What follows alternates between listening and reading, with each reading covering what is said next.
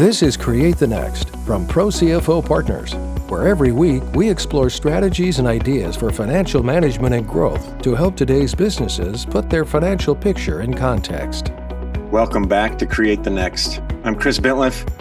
Very excited today to talk to Howard Nagelberg, Pro CFO, one of the principals over here. And Howard, we're talking today about building an efficient organization in the services sector. And I'm looking forward to getting into your thoughts on this. But one of the things that I find is true, tell me if you agree, sometimes inefficiency is insidious. We don't even realize it's happening. And if somebody said, are you running an inefficient operation? We might have a vague idea.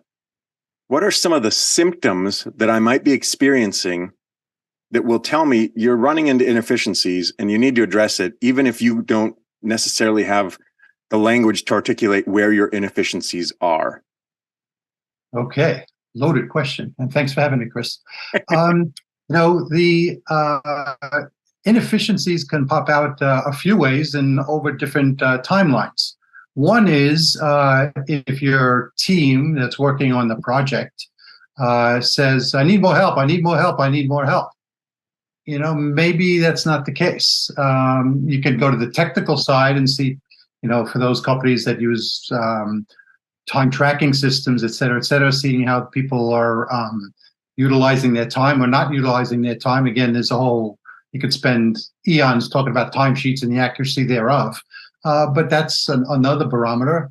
And those would be intermediate measures. But when it comes right down to it, it could just be a profitability. The problem with waiting for that is it's too late. You can fix things, but you can't ever make it up in time, right? The money's already overspent.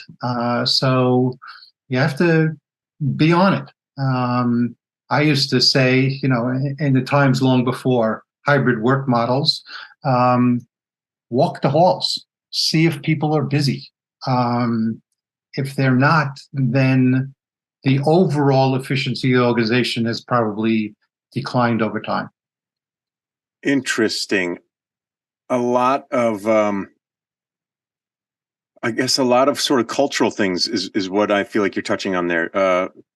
Are you in touch? Are you communicating? Is your team communicating? Do they understand each other? Do they understand what needs to be done?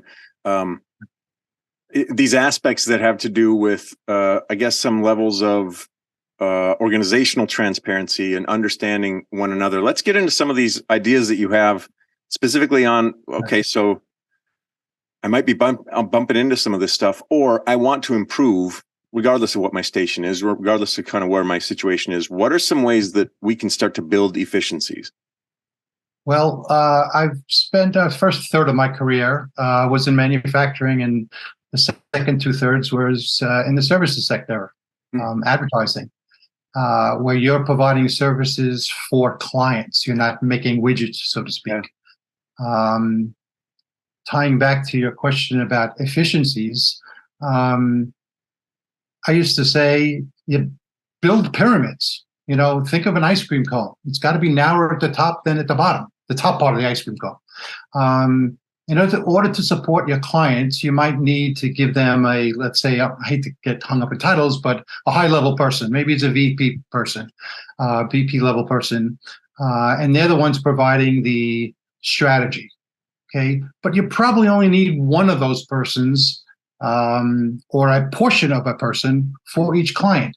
Then you have to build the next layer. Okay, maybe 2-3 people, depending upon the size of the clients. And those people are kind of the combination of supporting the strategy of the lead person and executing themselves. And then in some cases, facilitating other departments, other disciplines, or maybe there's even another layer of expertise, or maybe not expertise, just call them grinders, the real doers. So you need to have that pyramid structure to be efficient and to be profitable. Organizations grow best when they can grow their people. So having a couple of levels involved in every single project, while not overkill and over-servicing, gives people a chance to learn and grow. And if people are happy, you're going to reduce your turnover. You're going to not have to worry about constantly training people, which would hurt your efficiencies, and it's going to enhance your profitability. So, constantly monitoring that is a good way to ensure profitability and efficiency. This is great advice. It also spreads the relationship wealth, from how many times have we seen or have we experienced where a client's key contact leaves or the position changes or whatever, and the whole sort of relationship dissolves in some way or loses strength because there weren't enough people. It's the 3 wide and 3 deep sort of analogy. If listeners, if you've heard that, I think you've got some really strong advice there. How important is it for me to have clear, distinctive roles for each of those maybe tiers? How important is it that we've articulated internally, this is where you hand the ball off. You're no longer involved here, but you're really involved here. Yeah, you want to have a plan. And while you don't want to overservice the client, of course, you want to show great work and give them the staff that they need. When you look at things internally, you have to make sure that people are being utilized. I said it earlier, but if a specific client can't afford 5 full-time equivalents for the duration of the project, whether it be a month, a year, or whatever, well, maybe they need 3 to 5 people. Well, then you have to kind of dive into it and say, okay, I need 2/3 of Bob on this project and half of Sally, and then find something else for Sally and Bob to do. Because having them sit around, again, idle time is not productive time. So you need to really generate company staffing plans, certainly annually, if not quarterly or monthly, because projects will also hit slower times. So you need to shuffle people around. Again, you want to service your client. You want to make sure they're getting the value, because that's what's going to have them come back continually. This is resource planning is key, and you don't want to get what do I call it?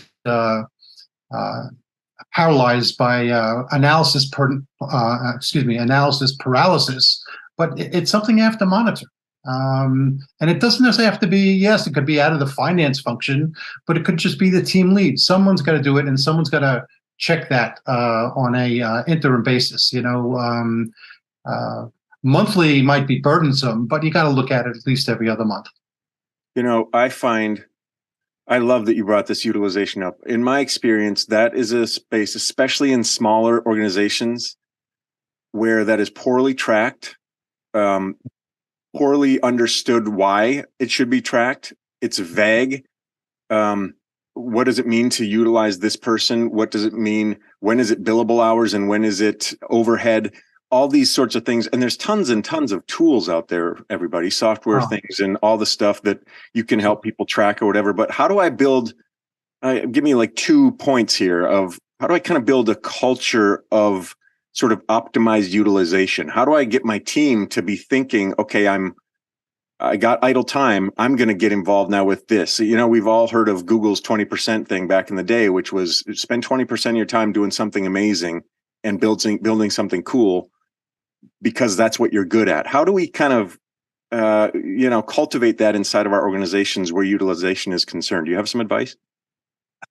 Well, without getting too financial about it, you have to explain to people, because we all, know, especially in the services sector, you have people who are not finance people. You have to explain to them that being busy is not job justification. It's the reality. And if the company doesn't stay busy, it doesn't have to be a sweatshop. It's going to, in the long run, hurt profitability. It's going to hurt morale. It's not fun sitting around and twiddling your thumbs. It becomes boring. And then people are not like their job. Then either they or their coworkers are going to start looking and leaving. Now you have turnover. That becomes expensive. So it's in everybody's best interest to just stay busy. And if you're not, raise your hand and say, hey, supervisor, or walk down the hall and, I use old-fashioned terms, walk down the hall. I know hybrid kind of screws that up a bit. But make it known that you have some capacity. What are some other ways that I should be paying attention to building efficiencies? Well, again, in a services organization, your largest cost is going to be your labor. So if you have that in line, efficient, low turnover, then you have to look at the next largest cost. It's likely to be your things that are related to payroll costs. Look, you can't do anything about payroll taxes, but what about those benefits, whether it be 401k plan or healthcare? Be sure to review those at least annually. First of all, you want to find out if there's better alternatives out there, whether it be cheaper or just richer for the same price, a better benefit, because the time to change those plans takes some time. So the next thing is looking at your controllable expenses related to your workforce. The next, again, traditionally, I would say it would be rent. Look, that's probably changing, or maybe it now needs to change. You might have too much office space now. Maybe you used to have, a 50-person organization, but now you're lucky if you see 30% of the workforce on any given day. Well, look to shrink that. Again, takes some time, but work on that. And if you're just starting out or you're expanding, always be realistic with your rent, okay? I always say, if your client wants you to have the view of Central Park, you don't want that client, because that means they're valuing you and your sexy furniture more than your work. Okay, so yes, it needs to be beautiful. It needs to be comfortable for both your clients and your employees, to the extent anybody's in the office these days. But keep it under control. It becomes a big commitment, and it's usually your next biggest cost. One thing I forgot to mention relative to labor is freelance. Okay, you might have a surge, and you're not ready to make the commitment to hire 3 more people, and maybe you shouldn't. You have to monitor that they're staying busy, because if they're not, that's truly throwing money out the door. And it's very easy for the people who have brought in these freelancers to say, yeah, it's a little slow this week, but it's going to pick up next week. Hold them to the wall on that. And if they can't prove to you that it's going to be next week, let the freelancer go, and they're going to scream, oh, we won't get them back. You won't get them back. You know what? There's going to be another freelancer available. I know I'm oversimplifying it. What I'm trying to drill down on is, when you bring in a freelancer and they're great, but time flies, and every hour that goes by are more dollars out the door. So keep that under control. As far as the rest of the expense side, focus on the bigger item. Don't about using company. Control your costs up front. Set some annual budgets, if not monthly or quarterly. That could be too much for your organization. Grant authority and say to your respective department heads, you know what, you have X amount of money to spend on internal lunches or whatever it is, but do it and stick to it. Runaway expenses are just, it's the old, oh, what's $20 a week? Well, $20 a week at the end, I'm going more towards a household income. Yeah, what's $20 a week? You know what? At the end of the year, it's $1,000. So you could do that at any level. Money leaks. So you just got to watch it, but the time to watch is up front. This is software systems will tell you everything after the fact. Now you're spending more labor analyzing it. The way to control it is to control it up front before it gets spent.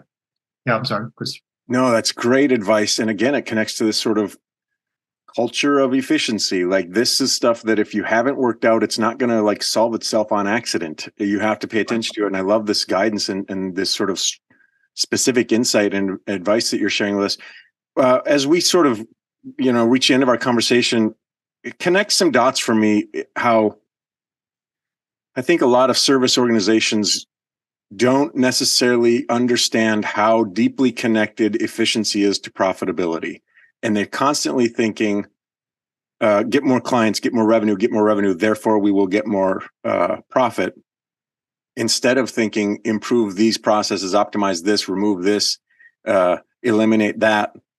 Stuff that isn't hard to eliminate if you're just being smart, and then profitability will increase. Talk to me just a little bit about that. Yeah. Well, nothing wrong with increasing your revenue. No. All those things are good. Do those things. But I would say, from that perspective, you don't want to ever undercut your value. Don't be afraid to price your product fairly, but with the right intended profit margin. Okay, if you discount, it's very hard to climb out from under it. Yeah, you could throw a bone. Probably better to throw something extra in as opposed to changing the price. Okay, your clients are going to respect your work if it's great work, and a price discount is going to only wow them for the millisecond that they sign that estimate.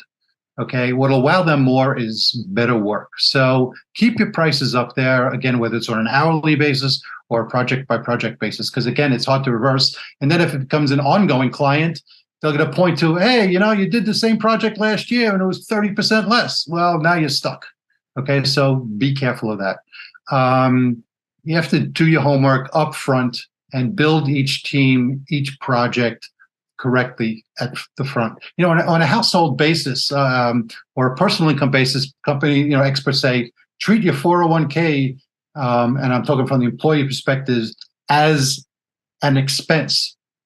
Take it out of your paycheck, put it to the side, and then it'll be there, as opposed to seeing what's left over. The same thing is true when you price your projects. Look at your labor costs, look at your overhead, put in a profit margin and stick to it. Don't just say, well, the client's not going to accept it or whatever. If they balk at it and you need to have a discussion, that's fine. Doesn't mean you have to be, pardon me, a pig about it, but don't be afraid of it. Don't fall into the trap of constantly putting your project out there at lower margins, because down the road, you end up kicking yourself. Look at your staffing levels and keep your labor efficiencies there, and you'll make money, and your clients will keep coming back because it'll be a healthy environment. You'll be able to provide good services with a healthy organization. This has all been such great advice, Howard, and I think I want to continue our discussion in another episode, specifically around this idea of pricing. I think it's key. I think it's chronically. Too many service organizations chronically underprice because of fear or because of this or the other thing, or they just want to win the business, as you said. And often it'll be like, let's win the business and we'll figure out how to raise the price on the next one or something. Let's talk about it in another episode. But this one has been fantastic for some actionable, practical advice on increasing efficiencies. Thank you. Take care, Howard. It's been great to talk to you. Thanks, David and Chris. Thanks for watching. And a special thanks to our subscribers. Consider becoming one today. Visit ProCFOPartners.com for more strategies and ideas for financial management and growth to help you put your business's financial picture in context.